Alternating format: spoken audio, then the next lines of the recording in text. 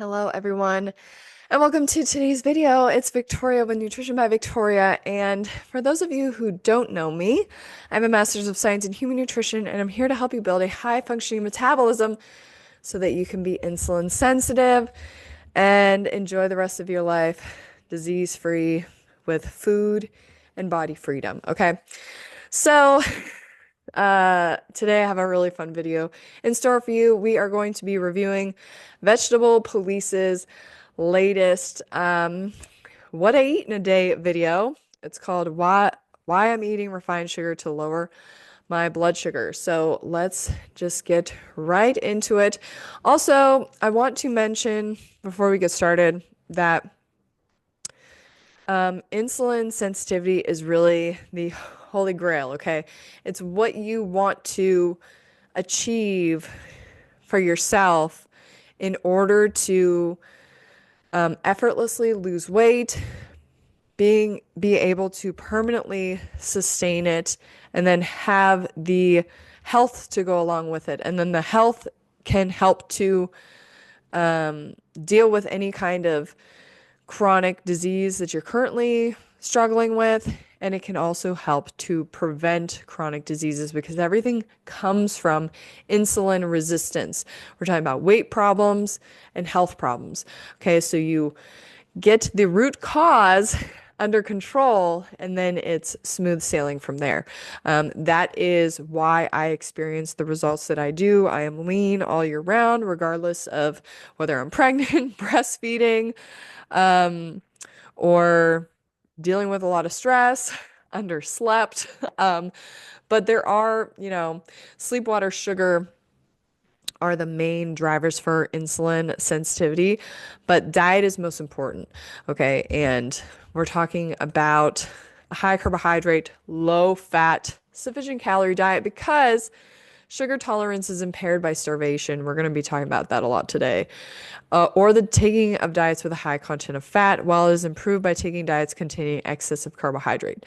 So this is the most important factor when it comes to building insulin sensitivity is eating this high carb, low fat, sufficient calorie diet. It's not about subscribing to low calorie density. So many people within the high carb, low fat, plant-based social media influence movement subscribe to some form of calorie density. In fact, I saw Neil Barnard post about how you can eat as much as you want following the low calorie density model, and it doesn't work completely though. Okay, take a Chef AJ for example.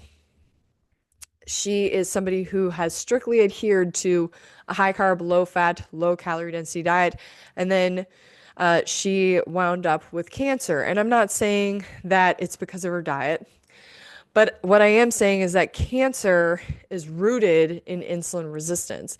And a diet that is insufficient in carbohydrate promotes insulin resistance. So you really want to have a balance of low calorie density, which is your fruits and your vegetables and your starches like rice and potatoes and your legumes, balanced with high calorie density carbohydrate sources from sugar and dried fruit and juice and smoothies and flour products, so that you can meet your daily carbohydrate quota and move towards insulin sensitivity.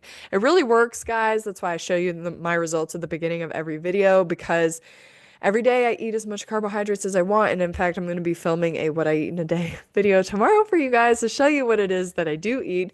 And you'll see it's a lot of fruit, it's a lot of rice, and it's a lot of sugar. Okay, so let's get into Vegetable Police. I heard he gives me a shout out in this video as well. The sugar industry tried to heal you, but you wouldn't listen. You're the problem. They're not the ones trying to break your kneecaps. Everyone went to pork, and no, sugar's healthy now. So let me show you what I eat on a sugar-based diet. This could end well. So I really enjoyed the way he started that video. Sugar, it's not very expensive, okay? But what is and what makes industry a lot of money is the animal agricultural industry. So convincing people to eat pork over sugar was not only good for the animal agricultural industry, but it's been good for the medical system as well. So you have two huge powerhouse industries here that are making a lot of money off of you thinking that animal fat is more desirable than sugar. If you backtrack in time to like the 40s, 50s, people were consuming more calories than they are today. They were thinner and they were eating more sugar. Nobody demonized sugar. In fact, sugar was the goal. Sweet was the goal, right? Pies and things like that. But again, fat wasn't being accounted for as much, but because they had the sugar there, their insulin sensitivity was inherently better. And the access to the amount of animal products that we have now wasn't the same that they had back then. But ultimately, the animal product in the diet is what promoted the heart disease risk that many of those folks, ultimately ended up succumbing to as well. So it's important to understand that, the debate's always about sugar or fat. Sugar fuels the system. Excess fat damages the heart, okay, and promotes insulin resistance. Okay, we're gonna skip this part because he's just like in a store jamming out to music. Kind of random. Oh, there's his little logo. Okay. That potentially all my fasting has made my blood sugar control even worse. I thought it should help. Fasting, like that's the one constant I've had over all these years. I'm always intermittent fasting, doing little water fasts here and there, dry fast, some extreme level, 8.5 day dry, 21-day water. Okay, we've done some stuff. So I'm operating on new information that says the more sugar you eat, the more sensitive you become to insulin. And that's absolutely correct. So we'll go ahead and take a look at the information, right? This is Dietetic Factors Influencing the Glucose Tolerance and Activity of Insulin by Percival Hemsworth, 1934. It is now established that the sugar tolerance is impaired by starvation. So we are talking about glucose starvation in the form of dry fasting, water fasting, keto diet, carnivore diet, OMAD, 1 meal a day, um, intermittent fasting, so any form of fasting, as well as any kind of calorie restrictive diet. 1,200 calorie a day diet, 1,500 calorie a day diet, creating a dietary calorie deficit. Intentionally doing calories in, calories out, or subscribing to that model of eating. Okay.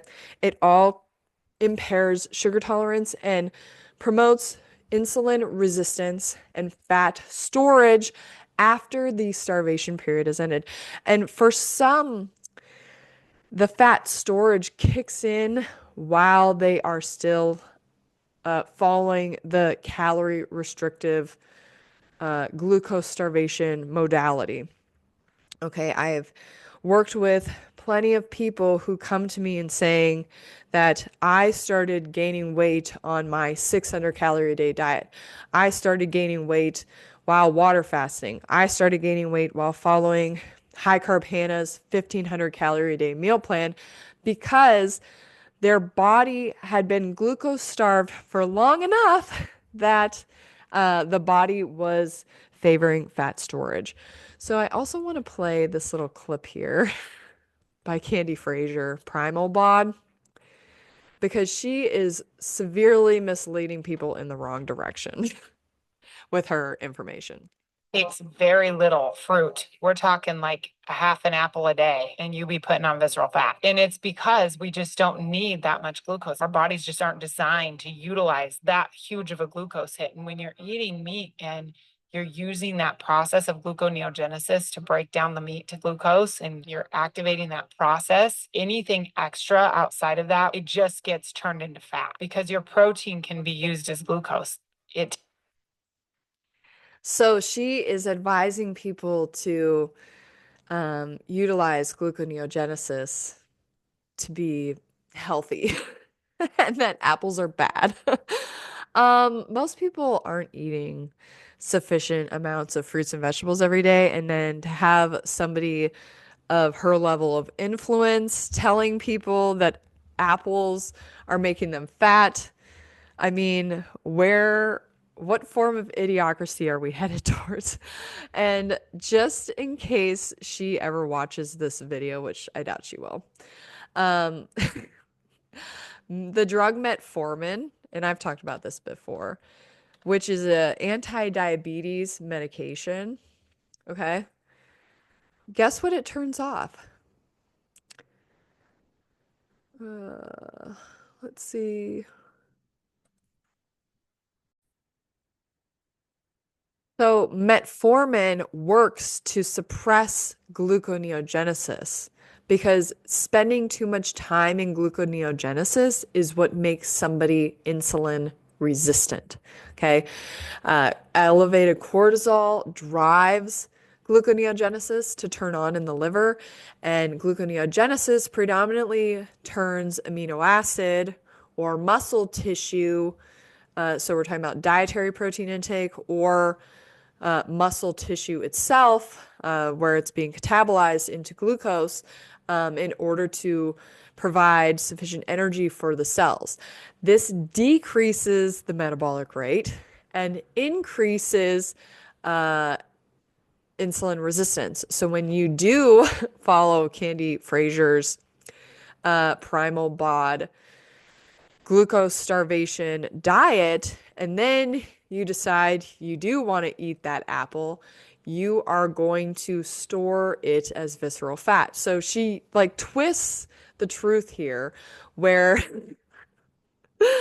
she's making you insulin resistant and then blaming you for eating the apple when it was really her protocol that made you insulin resistant. And I don't know if she is just a shill or if she like actually believes what it is that she talks about because her husband is a type 1 diabetic, but I think that they're just rolling with this concept because when you do take sugar out of the diet, you do lower fasting or circulating insulin levels because there is no sugar coming into the diet to stimulate insulin to work. Insulin works when you eat, okay? But insulin is like a muscle. We don't want to just not use it or we lose it, right? So then when the sugar starts coming back into the diet, insulin's like, I don't I don't know what to do. I haven't had to do anything. And then the body just keeps pumping out more insulin to counteract the fact that we've trained our body to not know how to handle sugar in the diet. Okay, so insulin has to figure out how to work again. And this all like puts a lot of stress on the pancreas and you'll go through a period of being insulin resistant. You wouldn't believe how many people I work with who come to me complaining about weight gain, following a high carb, low fat diet, and it's always because they've been doing some form of glucose starvation or fasting, right? Keto, low carb, calorie restriction, 50-50 plate, water fasting, dry fasting, intermittent fasting, low calorie density, you know, carnivore, you name it. It's all the same thing. It's all glucose starvation. So when you start eating again, you have to go through a period where your body has to transition from being insulin resistant to insulin sensitive. And like I've said, this is just a survival mechanism. If there's insufficient glucose in the diet, your body is going to favor fat storage. When glucose becomes readily available again and is consumed consistently, you become insulin sensitive and downregulate fat storage and improve the functioning of your body, improve immune health, improve your resistance to diseases, etc. So that's what we're doing. We're flooding the body with sugar at all times. So immediately upon waking up, instead of just distilled water, I have lemon with sugar, and boom, we have what I've noticed today. That was a Okay, I actually don't recommend having sugar water before having regular water when you wake up. So have 500 milliliters to a liter of regular water first.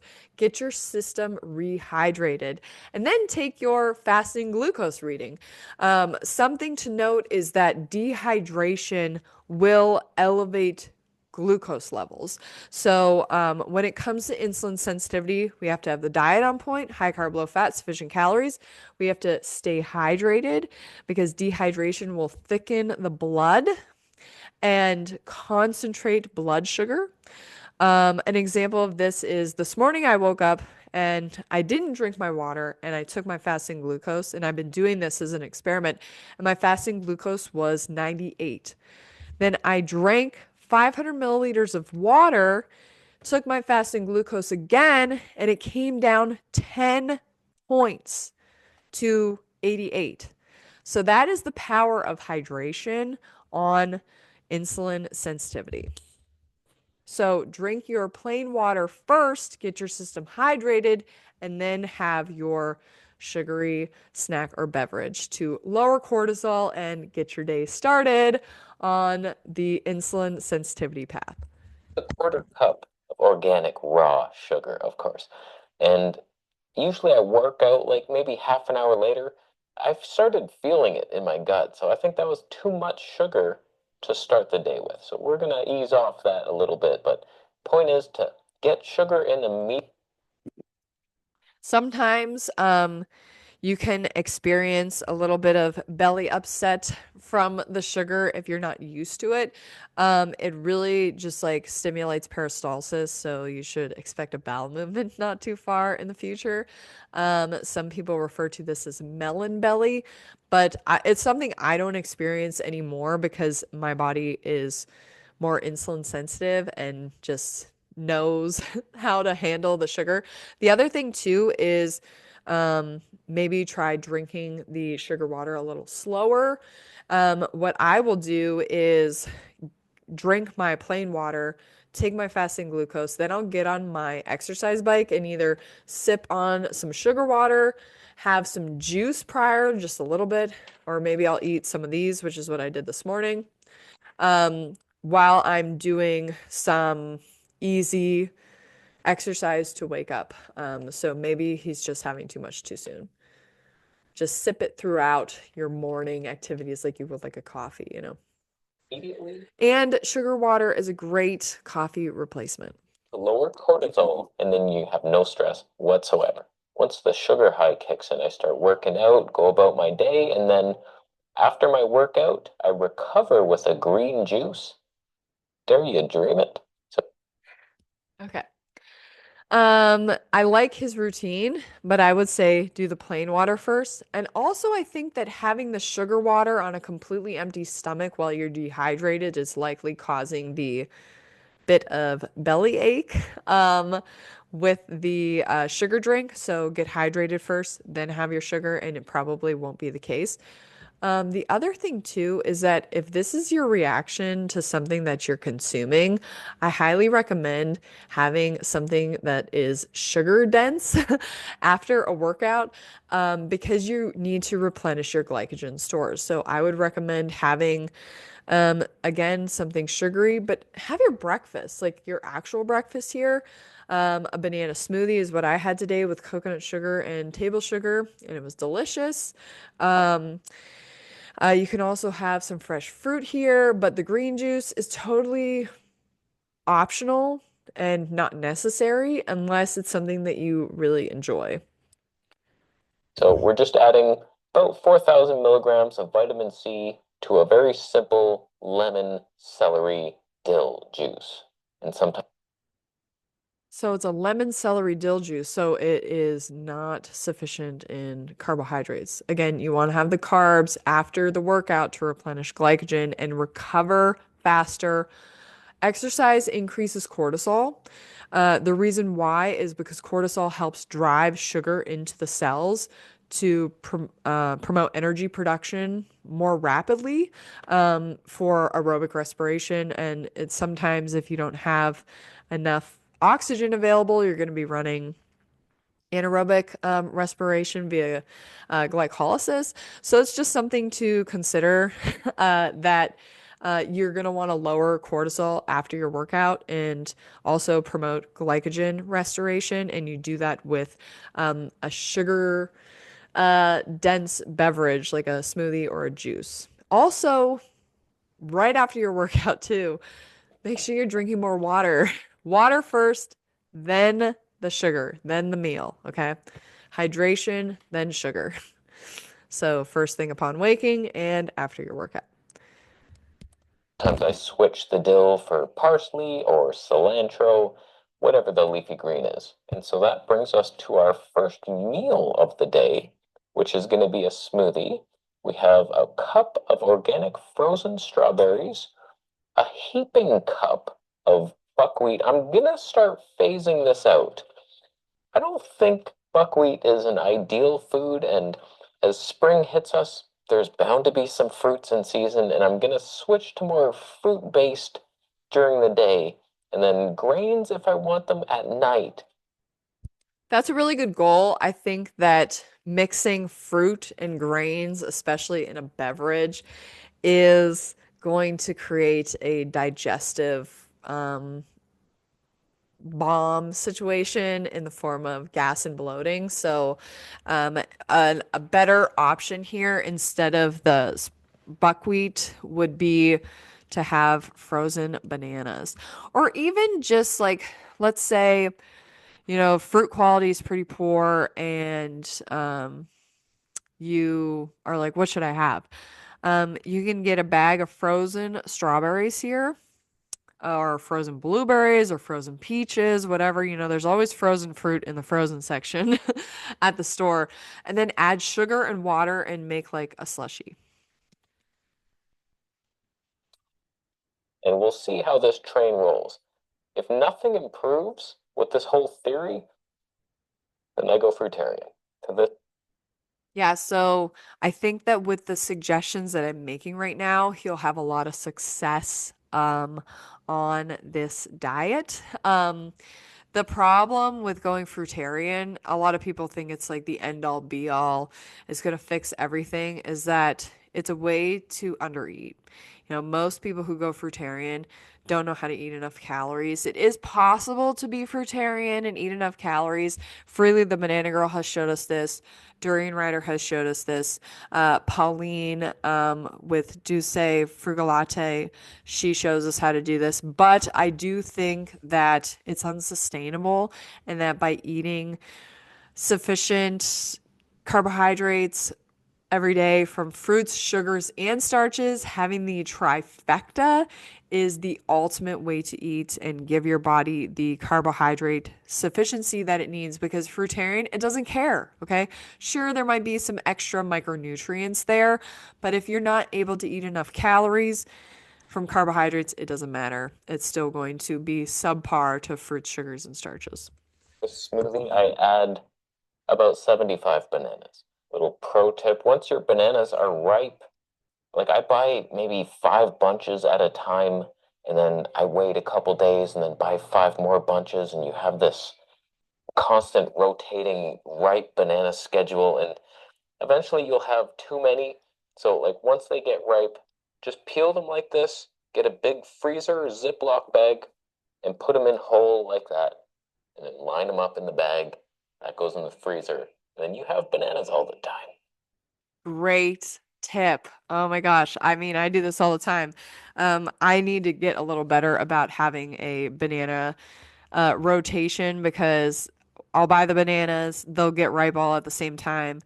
I'll freeze some, most of them get eaten by everybody in my house, and then we're out of bananas again. So I'm actually going to take his advice here and be a little bit more diligent about buying 5 handles of bananas every time I go to the store. So thank you, Vegetable Please.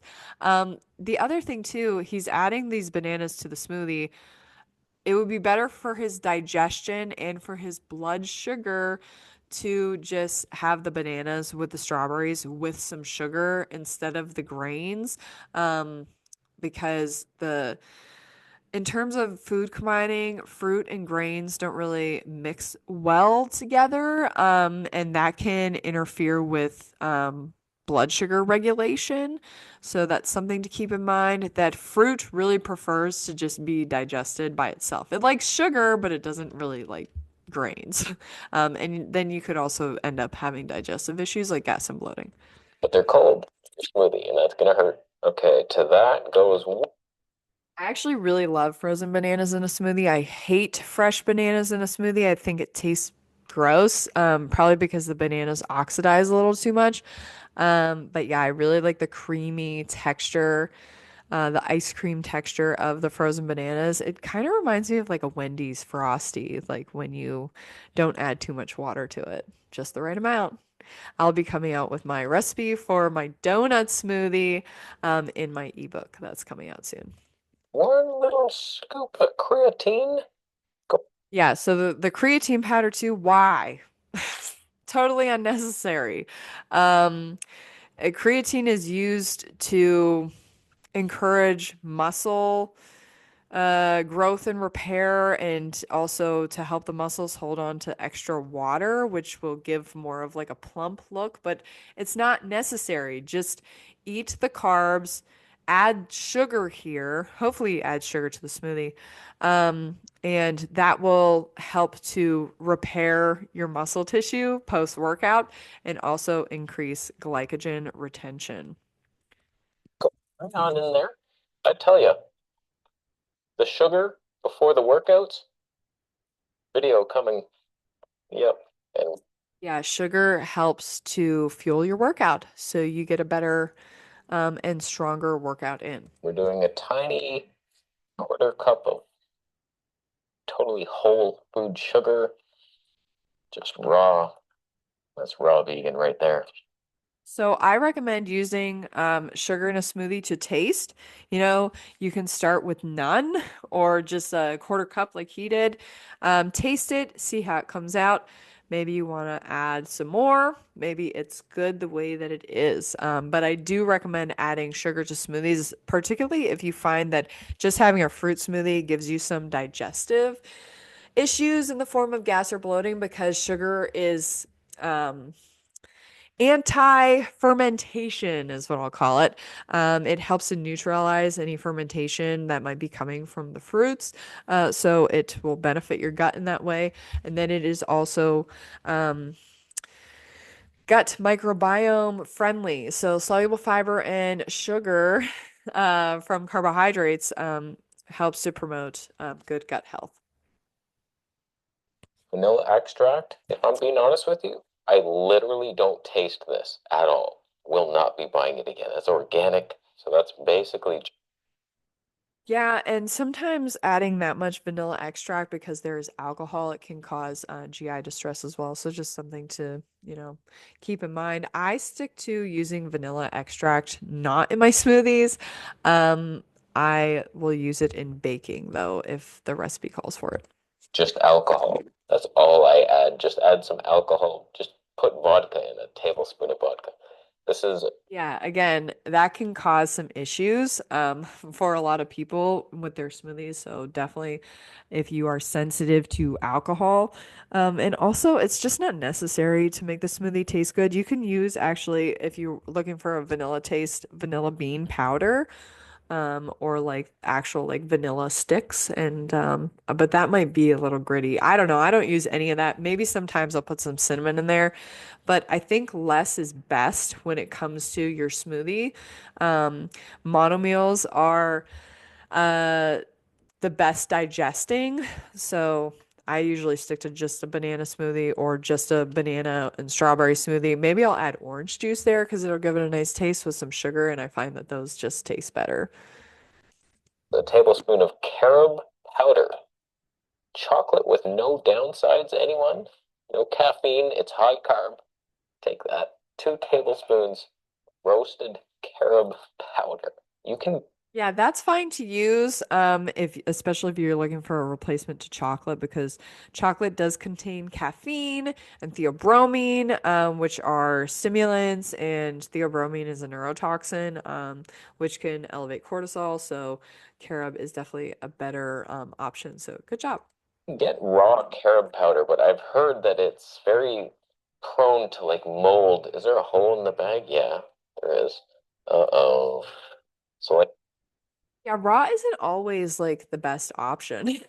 You know, the cooking food can help to prevent mold growth. Again, sugar, mold doesn't grow on sugar. And so a lot of people are like, sugar causes candida, but mold doesn't grow on sugar. Just something to keep in mind. Um, yeah. don't get the raw, like I'm a raw vegan hippie. Oh, mold is killing me. Why does my ankle hurt? Like grow up. Just cook some things. What I like This guy is really funny. I like what he just said. about this compared to my past intermittent fasting schedule was I would break my fast around 12 p.m.-ish, and that wasn't leaving me a whole heck of a lot of time to do anything. Because I'm up, by the time I'm done my shower and I'm here now, it's like 10:30. And I'm like, okay, I have an hour and a half to make all the videos I want. Like, I couldn't really go anywhere far. Whereas now, I can just make this giant thing, and then I have many hours to go out with more energy and do whatever I want, long hikes, cool stuff, and then come back to a satisfying rice and jam meal. Anyone? Oh, you wait. I ruined it. Everybody clicked off the video. They know what's coming. You're supposed to bait them with suspense. I really appreciate his observations with eating this way, okay? I used to be a fan of intermittent fasting, and I would go as long as I could without food, and then when I would eat something, I would totally just like be done the rest of the day because my body's like, "Oh my gosh, we just, got high off this meal because now our cortisol level is lower and, we're promoting fat storage because you just ate all this food and we just need time to process it, right? So the more you eat and the more insulin sensitive you become from your high carb, low fat diet, and what I mean by the more you eat, the more carbs you eat, the stronger your system gets, the more energy you're able to produce, and the more output you're able to produce as well. So a lot of people will say, but it's still calories in, calories out. No, it's not. It's you put fuel in your car so that you can go somewhere. Okay. And when your car runs out of fuel, you can't keep going. All right. The human body works the same, but we have built in mechanisms to keep us going when there isn't sufficient fuel available, but it comes at the expense of our health and our metabolism and visceral fat accumulating in the abdominal region in the post. It's this liquid. Tune in next week to find out it's water. This is what happens to your body when you eat cheese. Oh God. I love these ads. Yeah, so use the water in the smoothie to, get it going. Um, let's see, it's Dr. Gundry showing an old clip of himself because Dr. Gundry definitely got pudged out from following his own advice. Okay, but yeah. Typical smoothie recipe for me is frozen bananas, water, sugar, and or adding some frozen berries, orange juice, more sugar, and down the hatch. Much as I've thought. These get kind of thin, and you're like, I don't know. I think that's even too much. Stop it. Yeah, so use as much water based on the consistency of smoothie that you desire. I generally like a smoothie that has a little bit of um viscosity to it, a little bit of thickness to it, okay? So that my gut has something to grip on. And yeah, I just find that that works best for me. Some people like really thin smoothies. I find that I can tolerate a thinner smoothie now, but when I first got started and was trying to improve my insulin sensitivity, I found a thicker smoothie to be more beneficial in terms of my gut function and also just like tying me over with my satiation. So the other thing that I want to say is he mentioned that he's having this smoothie at 12 or at 10:30 in the morning. So it's important to really have that sugar when you first get up because most people don't prefer to have a big meal when they first wake up in the morning. You want to, move about and give yourself some sugar to work with though, so that your body doesn't store this meal as fat, okay?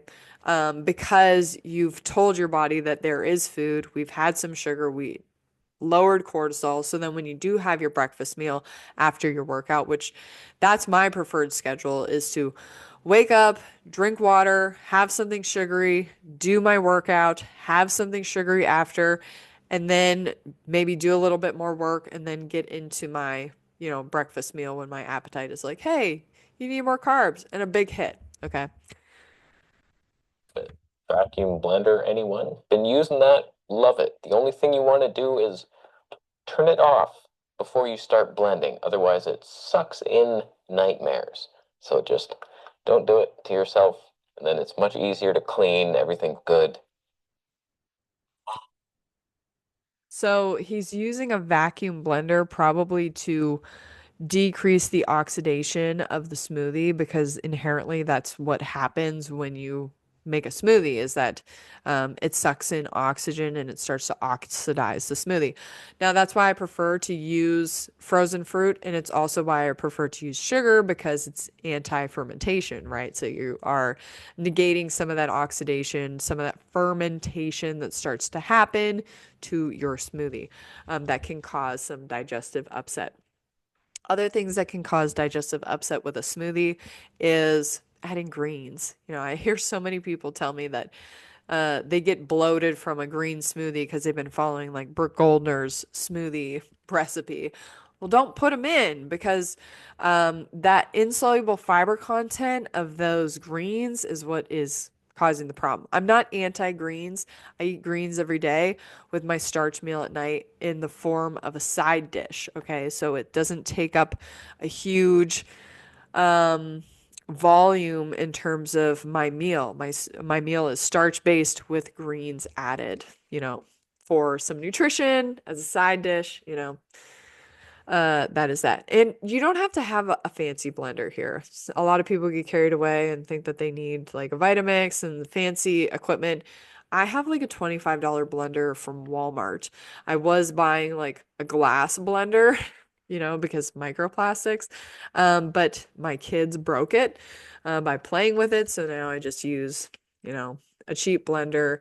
You don't need something fancy, especially if you're not blending greens or these grains here. If you're just blending fruit and water, you're good to go with not expensive, brand name brand name blender.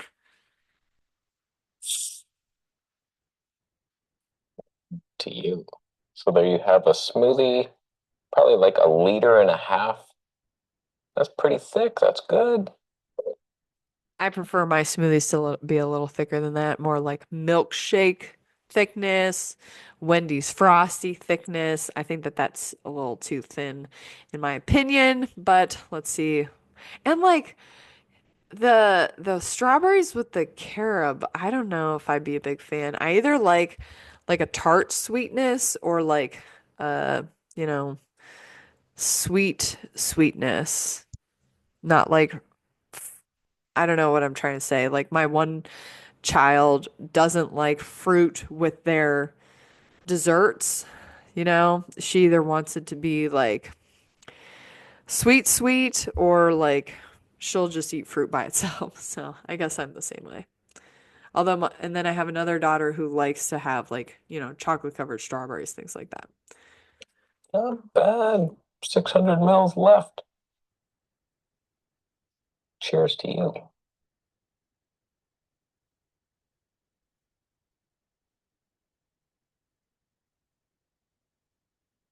I acted as if it wasn't good, even though it tasted pleasant. I think it would taste better without the buckwheat and more sugar. You basically just saw a movie. Oh, that was a good time. So I'm gonna drink this and then probably film a couple videos in here. I have some ideas for the camera channel. And then I will see you at dinner and I do some morning. This is that same slime tea, slippery elm licorice root, marshmallow root. Total gut healing, although we're adding sugar to it now, even more healing. Wouldn't even believe the healing benefits from this. So first, I'll be honest with you. First day, I started adding all this sugar and bullshit that we're doing right now that feels like a backward step back for mankind. I felt off the wall amazing all day long. I was like, oh my God, my workout was better. I had all this motivation. I'm running on sugar, but like there was no crash. I was just like so fun. I went to the lake. I made like 3 videos. I'm like, oh my God, this is the best. Oh yeah, I have so much more energy now that I'm on sugar and I'm not fasting. Then the next day, I was like tired all day long and brain foggy, and I made that too good to be true video, which had zero wisdom in it whatsoever. Like, I couldn't think. And today is like still kind of tired, and it's not great. It's not great. So, like, I'm waiting for these sugar highs to kick in, but like eating sugar all day doesn't seem to be healing diabetes, but they say it will soon.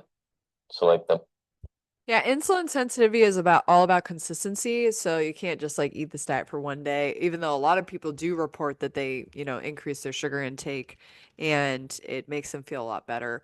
I also wanted to comment about the herbal drink that he had and, the gut, beneficial herbs that he had mentioned, slippery elm and a few others, and then adding the sugar in there, you know, uh, that sounds great if you have digestive issues, but I will suggest, doing a little bit of proper food combining with a smoothie that would help. And also, focusing on the soluble fiber, which is what is contained within a lot of those herbs too, and they release like a gel that is beneficial for the gut microbiome. So just keep that in mind. Soluble fiber acts as a gel in the colon, and then you have the sugar that feeds the good gut bacteria, and that all helps to promote good gut health. Um, Usually, the fatigue is that he is referring to right now is related to um, adrenal um, modulation. So HPA axis modulation here. So if you are coming from insulin resistance, right, which he is telling us that he has a background in that from the fasting that he was doing. Um, that means that you were using a lot of cortisol. So now that cortisol has been brought back into normal range via the increase in carbohydrate in the diet, you have a little bit of repair work with the HPA axis that needs to happen. So the hypothalamic pituitary adrenal axis here that is responsible for, let's see here, normal, regulating your stress response. Okay, I had written it down. Regulating your stress response is its primary function here, as well as regulating your mood, digestion, immune function, energy, storage, and expenditure. So it's a big, interplay between systems here that um, needs to be properly regulated through sufficient carbohydrate intake. So if you are feeling fatigued, which I remember in the beginning, I would sleep a lot because my HPA axis was so dysregulated from all of the fasting and low carb eating that I was doing that I just needed time to, recover. So that gets into talking about sleep. So we talked about the importance of sufficient carbohydrate for insulin sensitivity, a low fat diet for insulin sensitivity, staying hydrated for insulin sensitivity, and then the last piece of the puzzle would be sleep. Okay, so you want to make sure you are getting to bed before 10 p.m. so that your body can produce enough human growth hormone and start that process, which starts after 10 p.m., according to our circadian rhythm. Human growth hormone suppresses insulin resistance via suppression of or downregulation of IGF-1. So it's important that we get to bed on time before 10 p.m. and then sleep for at least 8 hours so that we can secrete human growth hormone and promote insulin sensitivity within our body. So the trifecta, sleep, water, sugar. Okay, moving forward. The more sugar you eat, the better your sugar metabolism. It makes sense on paper in the sense that the more you do something, the better you get at it. So like that could be a thing. We're just Yeah, so insulin sensitivity is dependent on regular sufficient sugar intake, which down regulates insulin resistance. So basically, everything causes insulin resistance, um, except for eating sufficient carbohydrates and staying hydrated and getting to bed on time, because it's a survival mechanism for. We just are very much programmed to use insulin resistance to help us survive a famine situation. So what I'll say too is that it takes time to build insulin sensitivity, especially when you're coming from a background of being insulin resistant because you've been uh, starving your system of sufficient glucose. And it's not going to just happen overnight. And what you can use to be more objective about your own personal insulin sensitivity is to use a glucose meter to check where you're at and check your fasting glucose and check your postprandial 2 hour glucose reading. So this would be 2 hours post meal, and make sure those levels are within range. So I see a lot like elevated fasting glucose with normal postprandial or normal fasting with elevated postprandial. So it's good to be objective and see, what you need to work on. Usually an elevated fasting means that you're running out of glucose overnight and you're having to stimulate gluconeogenesis, which is going to, drive cortisol up, which is also going to drive up fasting glucose. So just things to keep in mind. Again, hydration is important for lowering fasting glucose as well.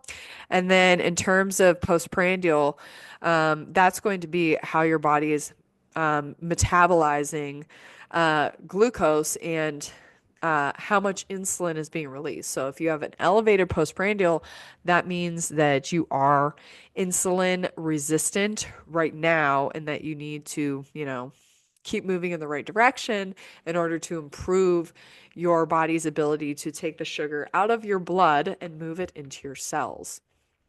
And that is going to actually lower circulating insulin levels, which will produce weight loss as well. straining slippery slime in. That is some slimy healing stuff right there. Goopy slime.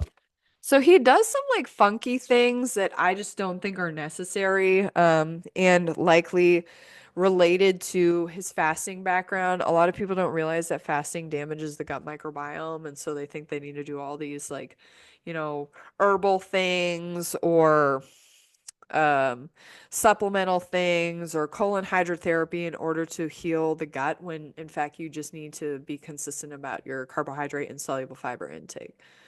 Okay, so we are going to get into his dinner here because I think I am running out of time. Oh, let's see.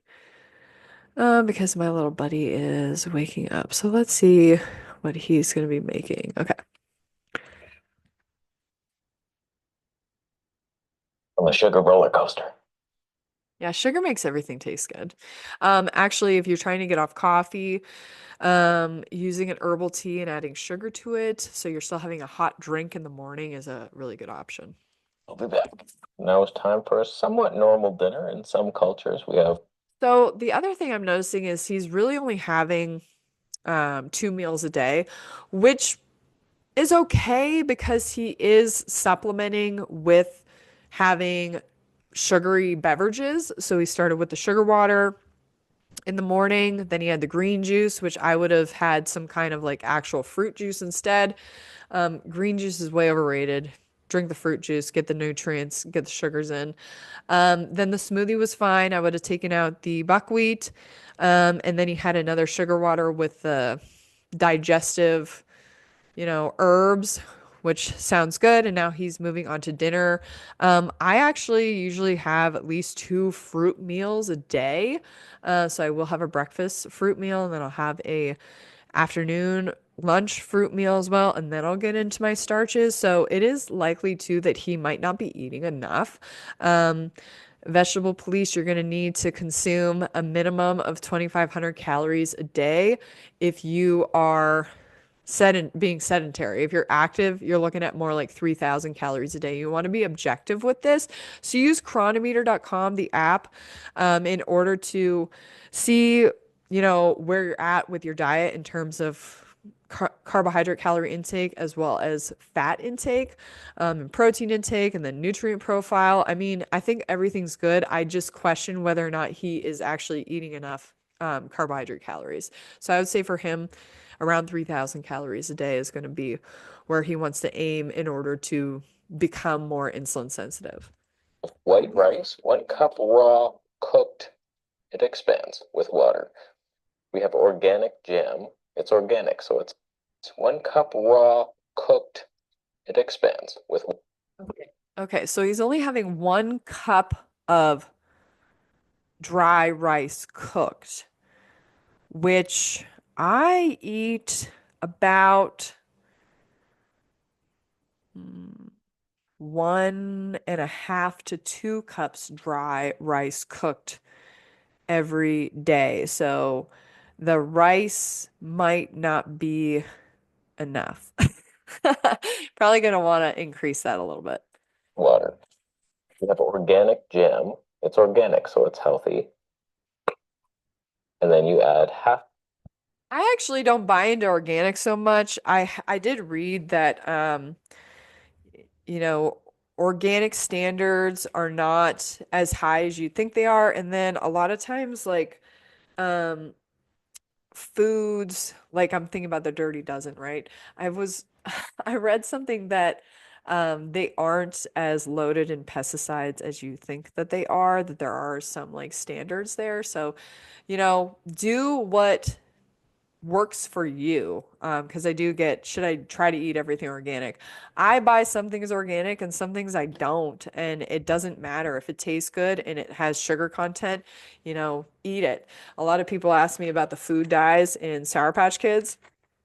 The way I feel about it is I'd rather get the sugars in than not. And RFK Jr. is going to be working to get food dyes out of food in the US. So hopefully that, goes through. Otherwise, I'm just not worried about it. A bottle to your rice. And what could go wrong? Sugar's healthy now. So like you just scoop that on there. And we're about good. So we have. When I went to take my tooth. I don't like to eat sugar or jam on rice like that. I actually don't like sugar on my rice as much. I like to have something savory like ketchup, barbecue sauce, or soy sauce on my rice. Because by the time I'm eating my rice, I feel like I'm good on sugar for the day. Maybe I might have a little bit afterwards, but I prefer a savory rice meal. Oh, he's trying to replicate blood. He's craving meat. You're lost, carnivores. So like I just eat that like that after I. The carnivore people are really lost and really confused and really like not understanding of how the human metabolism works at all. You guys have been brainwashed, sorry. Eat this wonderful meal. I got myself a treat. Huh? Usually I don't do this. Don't know why I got this, but it's just a little sushi roll, cucumber. Yes, more rice. I love it. Oh my gosh, that looks good. Okay, he's carving up. Love it. Good job, vegetable, please. Overall, Very impressive. You're on the right track. Brought at the grocery store. I was like, why not? Come on, we're having fun now. It's Yeah. just cucumber. It's going to be boring, but to me, oh God, what's in that? Rice, cucumber, seaweed, lemon, sugar, salt, vinegar, roasted sesame. What? God, what have I done? That's a rare thing. Usually I don't do that. It's been like 5 months since I've done something like that. He's Usually I heading eat in the right this and direction. then follow it with some organic greens. The green side dish, there it is. Romaine lettuce sometimes. And that's what we're doing. So we'll see. Other than the 2 days of fatigue in a row, we're doing pretty good. That's 2 out of 3 days. That's not a great sign. Just got to keep moving forward. All right, that is it for this video. Leave any comments or questions down below. I hope you enjoyed my analysis. I hope that Vegetable Police checks this out and benefits from it. Keep going. You're doing such a good job. Remember what I talked about the HPA axis and how you're probably dealing with a little bit of dysregulated cortisol right now, and you just need to keep moving forward with the high carb, low fat, sufficient calorie intake. Make sure you are eating enough calories, around 3,000 a day, so that you are making your body more insulin sensitive. You can get a glucose meter to be even more objective. But yeah, that's it. If anybody wants my help, you can sign up for my coaching via my website. I'll plug that in real quick.